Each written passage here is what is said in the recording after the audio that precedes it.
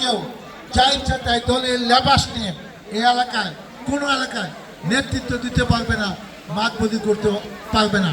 জনগণ যাকে পছন্দ করে, যাকে যোগ্য মনে করে, সেই এই এলাকায় সব এলাকায় জনপ্রতিনিধি হবে, এটি আমাদের প্রত্যাশা।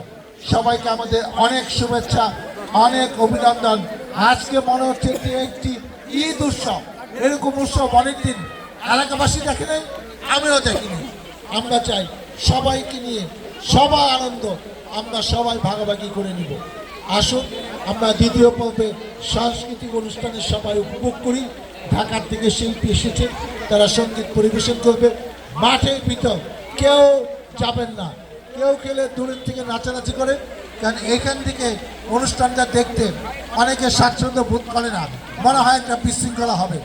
অনেক নাচানাচি করেছি, এখন ঢাকার শিল্পীদের একটু গান গাইতে দেন, আমরা মন ভরে প্রাণ ভরে সেই গানের অনুষ্ঠান উপভোগ করতে চাই। সবাইকে আমার আবারও শুভেচ্ছা ও অভিনন্দন। আল্লাহ হাফেজ।